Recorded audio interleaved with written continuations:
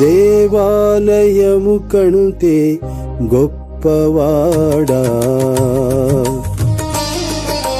అందరిలో అతి శ్రేష్ఠుడా. దేవాలయము కంటే గొప్పవాడా, అందరిలో అతి శ్రేష్ఠుడా. నీ నామమును వివరింపతరని, నీ నామమును వివరింపతరని, నీ ప్రభావమును ప్రకటింపతరమా, నీ ప్రభావమును ప్రకటింపతరమా. దేవాలయము కంటే గొప్పవాడా, అందరిలో అతి శ్రేష్ఠుడా.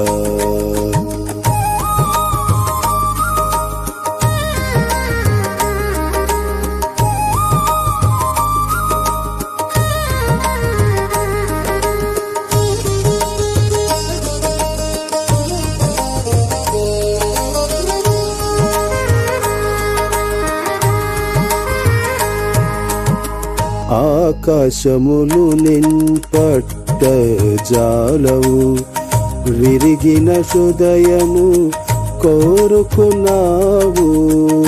ఆకాశములు నింపట్ట జాలవు, విరిగిన హృదయము కోరుకున్నావు.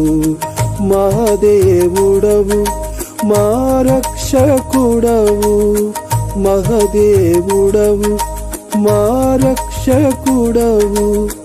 దీనుడవై నీవు ధరకేగినావు, దీనుడవై నీవు ధరకేగినావు. దేవాలయము కంటే గొప్పవాడా, అందరిలో అతి శ్రేష్ఠుడా.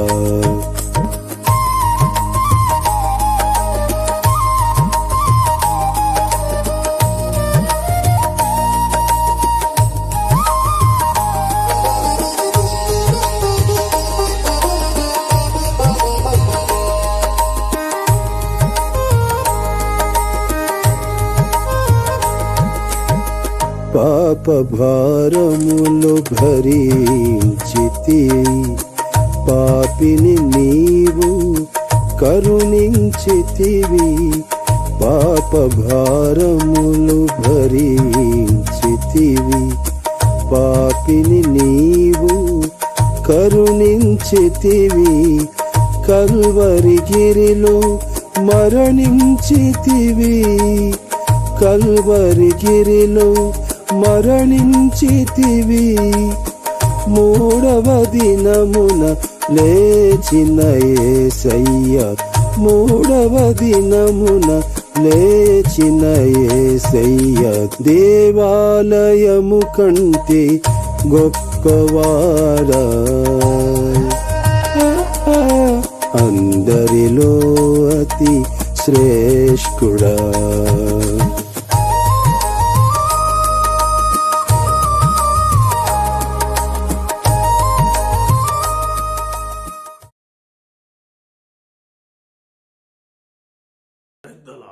దేవునికి స్తోత్రం కలుగును గాక. వాక్య సందేశానికి ముందుగా చిన్న ప్రార్థన చేసుకుందామండి. స్తుతుల మీద ఆసీనుడు మా ప్రియ పరలోకపు తండ్రి, నీ ప్రియ కుమారుడు మా రక్షకుడు నేను యేసుక్రీస్తు వారి సజీవమైన నామంలో నేటి వరకు మమ్మల్ని సజీవులుగా ఉంచి నా తండ్రి ఇచ్చిన పరిచయను ఆశీర్వాదకరంగా దీవెనకరంగా చేయించున్న మీ యొక్క మహాకృపను బట్టి స్తోత్రాలు చెల్లించుకుంటూ యేసయ్య శ్రేష్టమైన నామంలో ప్రార్థించుతున్నాం పరమ తండ్రి, ఆమేన్. మలాకీ గ్రంథం 4వ అధ్యాయం, మలాకీ 4వ అధ్యాయం 2వ వచనం చదువుతున్నాం. అయితే నా నామమందు భయభక్తులు గలవారు మీకు నీతి సూర్యుడు ఉదయించును, అతని రెక్కలు ఆరోగ్యము కలుగజేయును. నీతి సూర్యుడు, సూర్యుని వల్ల మనకు ఏమి కలుగుతూ ఉంది? సూర్యుని వల్ల ఏం కలుగుతుందండి? అది ప్రారంభంలోనే ఆది కాండము 1వ అధ్యాయం 14-15 వచనాల్లో స్పష్టంగా వ్రాయబడి ఉన్నది. దేవుడు పగటిని రాత్రిని వేరుపరచునట్లు ఆకాశ విశాలమందు జ్యోతులు కలుగును గాకనియు, అవి సూచనలను కాలములను దిన సంవత్సరములను సూచించుటకై ఉండుగాకనియు, భూమి మీద వెలుగిచుటకు అవి ఆకాశ విశాలమందు జ్యోతులై ఉండుగాకనియు పలికెను. ఆ ప్రకారం ఆయను దేవుడు ఆ 2 గొప్ప జ్యోతులను అనగా పగటిని ఏలుటకు పెద్ద జ్యోతిని, రాత్రిని ఏలుటకు చిన్న జ్యోతిని, నక్షత్రములను కలుగజేసెను. కాబట్టి మరి దేవాది దేవుడు సృష్టికర్త, సర్వ మానవాళి కొరకు మానవుని తన రూపమున స్వరూపమున మరి నిర్మాణం చేసే ముందుగా లోకాన్ని కలుగజేసినాడు. లోకము ఈ ఆకాశము కానీ భూమి కానీ ఇక నదులు సముద్రాలు కానీ ఇవన్నీ మానవునికి జంతువులు పక్షులు ఎంతో ఎంతో చెట్లు ముఖ్యంగా ఎంత ఆహారం ఉండి మానవులకి పక్షులకి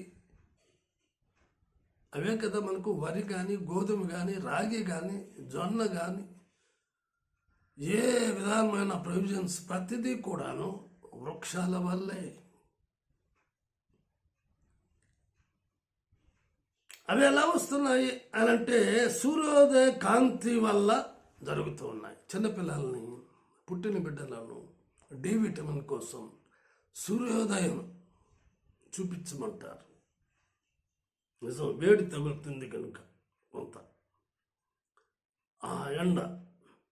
కాబట్టి మరి ఆ సముద్రంలోని నీరు ఆవిరై మరి పైన మేఘములు మళ్ళీ చెంది అలాగ వర్షాన్ని దేవుడు దయచేస్తాడు. ఈ సూర్యుని వేడి వల్ల జరుగుతూ ఉన్నటువంటి పగటి పూట అంటే సూర్యుని వెలుగులో ఉద్యోగాలకు వెళ్ళే వాళ్ళు అయితేనేమి, స్కూళ్ళకు కాలేజీలకు వెళ్ళే పిల్లలు అయితేనేమి, విద్యార్థులు అయితేనేమి, పనులు చేసుకునే వ్యవసాయదారులు అయితేనేమి, మరి వ్యాపారులు అయితేనేమి, వారి వారి కార్యకలాపాలు జరిగించుటకు సూర్యుని వెలుగు ఎంతగానో ఉపయోగపడుతున్నది.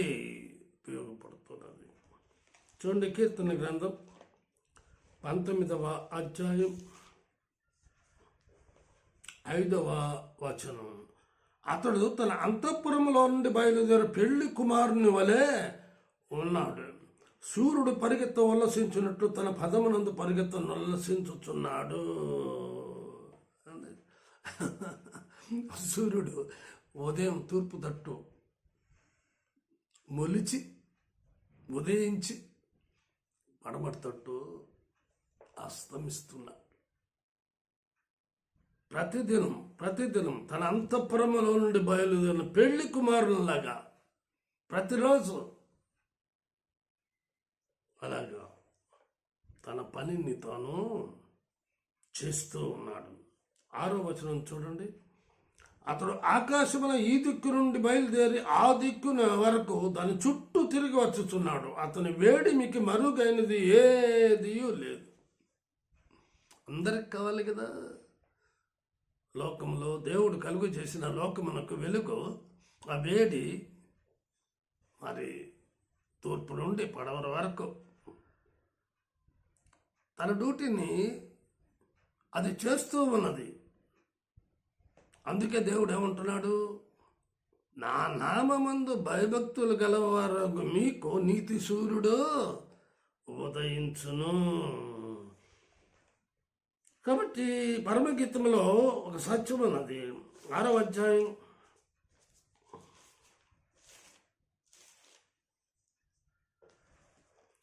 10వ వచనం. సంధ్యారాగము చూపట్టుచు చంద్రబింబమంతా అందము గలదై, సూర్యుని అంత స్వచ్ఛమును కళలను గలదై, వ్యూహిత సైన్య సమభీకర రూపిణి ఈమె ఎవరు? స్వచ్ఛమైన కళలు ఉంది. స్వాతంత్ర దినోత్సవ దినాన కళాకారులు ఆయా స్టేట్ల వారు రకరకాల ఆయా జిల్లాలకు ఆ స్టేట్ లెవెల్ లేకపోతే నేషనల్ లెవెల్లో రాష్ట్రాలు వారి కళాకారులను ప్రత్యక్షపరుస్తారు. సూర్యుడు కూడా ఒక కళాకారుడే తెలుసా? ఉదయం 5:30 లోపుగా ఎరుపుగా లేకపోతే యాపిల్ కలర్లో ఉంటాడు. మరి 6 నుంచి 8 లోపల ఆరెంజ్ కలర్లోకి మారుతాడు. మరి అలాగో మరి చూసి 8 నుంచి 10 లోపల 10 గంటలకు ఎల్లో కలర్లోకి మారుస్తారు. మరి 10 గంటల నుంచి 3 గంటలకు వైట్ కలర్. సూర్యుని యొక్క వెలుగును చూడలేము. అది చూడలేకే కదా సౌలుగా దమస్కు మార్గంలో పోతూ ఉంటే, దేవుని ప్రజలను హింసిస్తూ ఉంటే, దమస్కు మార్గమున దేవుడైన మరి యెహోవా తన కుమారుడు శిలువలో బలియాగం చెందిన విధానాన్ని చూపించాడు. గొప్ప వెలుగు. ఆ వెలుగును చూడలేకపోయాడట. మరలా రిటర్న్ ఆ వెలుగులో మళ్ళా ఆ యొక్క సూర్యుడు ఆ 3 గంటల తర్వాత ఎల్లోగా, తర్వాత ఆరెంజ్గా, తర్వాత రెడ్గా మరి మళ్ళా అంతర్ధానం అవుతాడు. అంటే ప్రపంచం అటుపక్కకి వెళ్ళిపోతూ ఉంటాడు. ఇది మరి దినచర్య. ప్రతి దినము సూర్యుడు చేయు పనులివి. న్యాయాధిపతుల గ్రంథం 5వ అధ్యాయం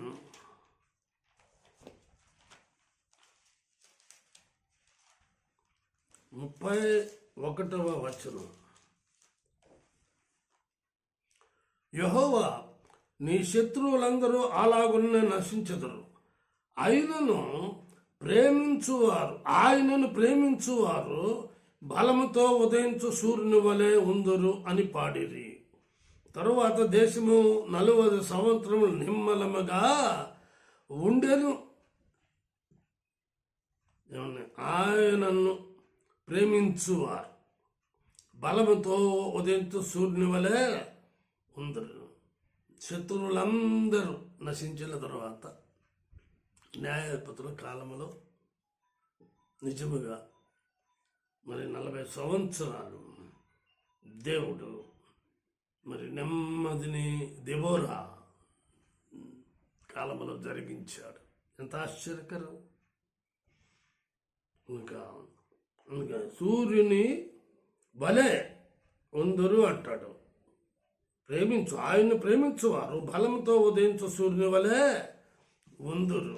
లూకా సువార్త 1వ అధ్యాయం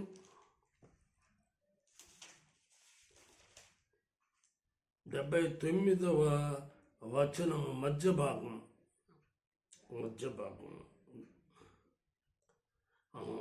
చీకటిలోను మరణ ఛాయలోను కూర్చుండు వారికి వెలిగించుటకై ఆ మహావాత్సల్యమును బట్టి పైనుండి ఆయన మనకు అరుణోదయ దర్శనం అనుగ్రహించును. కాబట్టి ఆయన చీకటిలో ఉన్నవారికి, మరణ ఛాయలో ఉన్న వారికి వెలిగించుటకై ఆయన గొప్ప దేవుడు అరుణోదయ దర్శనాన్ని అనుగ్రహిస్తూ ఉన్నాడు. కీర్తనల గ్రంథం 110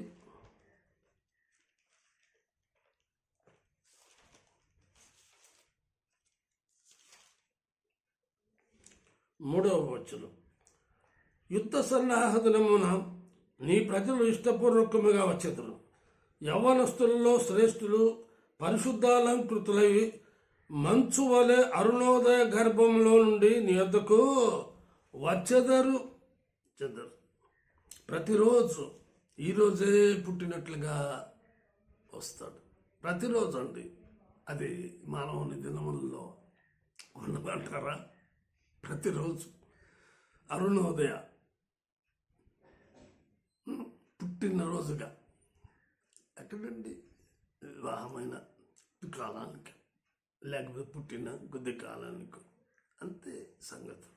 అయితే సూర్యుడు అలా కాదు, ఆయన నీతి సూర్యుడు. సామెతల గ్రంథం 4వ అధ్యాయం 18వ వచనం, పట్టపగులకు వరకు వేకువ వెలుగు తేజరిల్లునట్లు నీతిమంతుల మార్గము అంతకంతకు తేజరిల్లును. నీతిమంతులు నోహు, దానియేలు, యోబు వారి కష్టకాలాలలో కూడా మరి అంతకంతకు తేజరిల్లాలా లేదా? యోసేపు కష్టకాలంలో తేజరిల్లినాడు, దావీదు కష్టకాలంలో తేజరిల్లగలిగినాడు. నోవహును మరి దేవుడు ఏర్పరచుకున్నాడు కనుక, నీతిమంతుల జాబితాలో దేవుడే చెప్పాడు కనుక అంతకంతకు దానియేలు కానీ యోబు కానీ అంతకంతకు తేజరిల్లగలిగినాడు. కాబట్టి నీతిగా, యథార్థతగా, పరిశుద్ధతగా జీవించడము ఎంతైనా అవసరము. సూర్యుని లక్షణాలు 7 లక్షణాలు ఉన్నాయండి సూర్యునికి.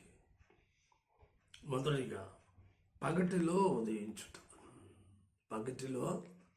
ఉదయించుట. రెండవదిగా అంతఃపురములో నుండి పెళ్లి కుమారునిగా వచ్చుట. మూడవగా క్రొత్తగా జన్మించిన శిశువులాగా ఉండుట. ఎప్పుడు చూసినా క్రొత్తగా జన్మించిన శిశువులాగా ఉంటాడు. నాలుగవదిగా స్వచ్ఛమైన వాడుగా ఉంటాడు. ఐదవదిగా కళలు గలవాడుగా ఉంటాడు. ఆరవదిగా అంతకంతకు తేజరిల్లుతాడు. స్టార్టింగ్ ఎట్లుంటాడు, మరి యాపిల్ కలర్లో ఉన్నాడు, తర్వాత ఎల్లో కలర్లోకి వస్తాడు, తర్వాత మరి చూస్తే మరి ఆరెంజ్ వైట్ కలర్లోకి వస్తాడు. ఇలాగా మరి apple, orange, yellow colour, white colour, మళ్ళా రివర్స్ అంతకంతకు తేజరిల్లుతాడు. ఏడవదిగా తన పదమున పరుగెత్తను ఉల్లసించుట. My dear brother and sisters, నువ్వు ఎలా పరిగెత్తుతూ ఉన్నావు? నీ యాత్రా జీవితం ఎలా ఉన్నది? దేవుడు ఏదైతే ఆజ్ఞాపించాడో ఆ ప్రకారంగా తూచా తప్పకుండా కొంచెం అటు తొలగినా కూడా పడిపోతాడు సూర్యుడు. దేవుడు నియమించిన క్రమం, ఆ పద్ధతి, ఆ లెక్క కొంచెం తప్పైనా సరే ర్యాకెట్స్ ఫెయిల్ అవుతున్నాయి. ఎందుకు ఫెయిల్ అవుతున్నాయి? జస్ట్ ఫస్ట్ స్టేజ్ బాగానే, సెకండ్ స్టేజ్ బాగానే ఉంది, థర్డ్ స్టేజ్ కూడా బాగానే ఉంది, ఫోర్త్ స్టేజ్కి ఇగ్నైట్ కావట్లే. Just there is a small mistake. Rectify చేసుకుంటే వెళ్ళిపోతుంది. అందుని బట్టే సూర్యుడు తన పదమున దేవుడు ఏదైతే నియమించాడో ఆ ప్రకారంగా పరిగెత్తుతున్నాడు. నువ్వెలా పరిగెడుతున్నావు? హెబ్రీయులకు రాసిన పత్రికలో చక్కటి మాట ఉంది, 12వ అధ్యాయం. ఇంత గొప్ప సాక్షి సమూహం మేఘం వలె మనలను ఆవరించి ఉన్నందున మనము కూడా ప్రతి భారమును సులువుగా చిక్కులు పెట్టు పాపమును విడిచిపెట్టి విశ్వాసమునకు కర్తయు దాన్ని కొనసాగించువాడునైనా యేసు వైపు చూచుచు మన ఎదుట ఉంచబడిన పందెములో ఓపికతో పరిగెత్తుదము. అందుకే చూడు, ఆయన తన ఎదుట ఉంచబడిన ఆనందము కొరకై అవమానమును నిర్లక్ష్యపెట్టి సిలువను సహించి దేవుని సింహాసనం యొక్క కుడి పార్శ్వమున ఆసీనుడై ఉన్నాడు. నీవు అలాగా పరిగెడితే ఆయన కుడి పార్శ్వమున కూర్చుంటావు, లేకపోతే లేదు. అంతే సంగతం. కనుక మరి పేతురు రెండవ పేతురు 3వ అధ్యాయంలో మనం కనుక గమనించినట్లయినచో చాలా చక్కటి మాటలు వివరించబడి ఉన్నాయి. చూడండి, 10వ వచనం చదువుతున్నాను, 11, 12 వచనాలు. అయితే ప్రభు దినము దొంగ వచ్చినట్లు వచ్చును.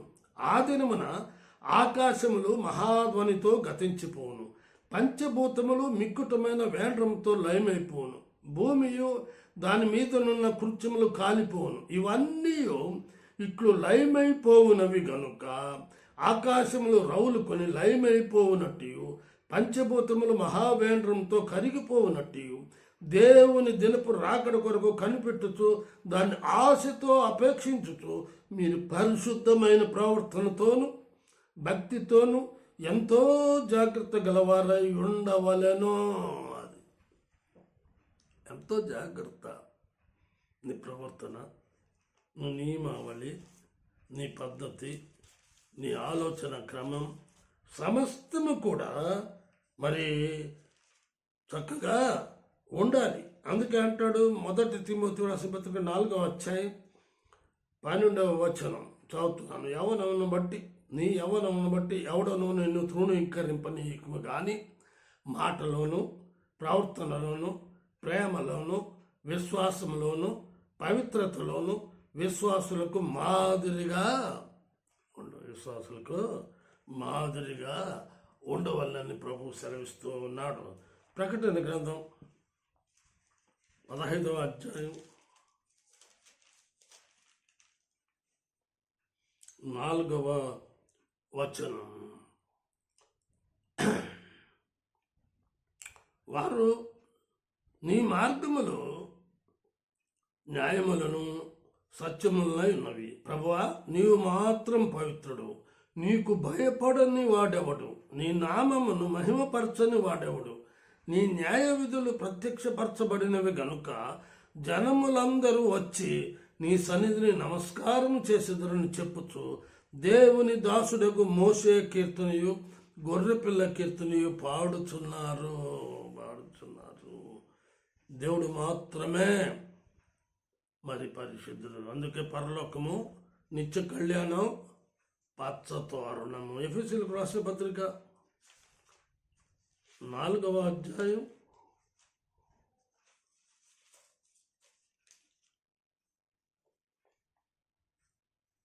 6వ వచనం. 4వ అధ్యాయం 6వ వచనం. అందరికీ తండ్రి అయిన దేవుడు ఒక్కడే. ఆయన అందరికి పైగా ఉన్నవాడై అందరిలోనూ వ్యాపించి అందరిలో ఉన్నాడు.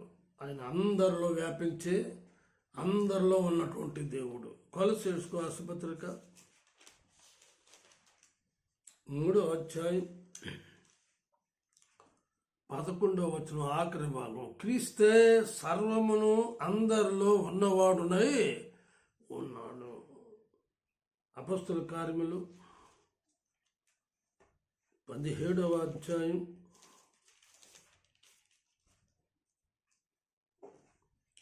28, 29 వచనాలు చదువుతున్నాను. 17, 28, 29. మనం ఆయన యందు బ్రతుకుచున్నాం, చలించుచున్నాం, ఉనికి కలిగి ఉన్నాం. అటువలే మనం ఆయన సంతానమని మీ కవీశ్వరుల్లో కొందరును చెప్పుచున్నారు. కాబట్టి మనము దేవుని సంతానమై ఉండి మనుషుల చమత్కార కల్పనల వలన మలచబడిన బంగారమునైనను వెండినైనను రాతినైనను దేవత్వమును పోలి ఉన్నదని తలంపకూడదు. ఆ అజ్ఞాన కాలంలో దేవుడు చూచి చూడనట్లుగా ఉండెను. ఇప్పుడైతే అంతటను అందరూ మారు మనసు పొందవలన మనుషులకు ఆజ్ఞాపించుచున్నాడు. దానియేలు గ్రంథం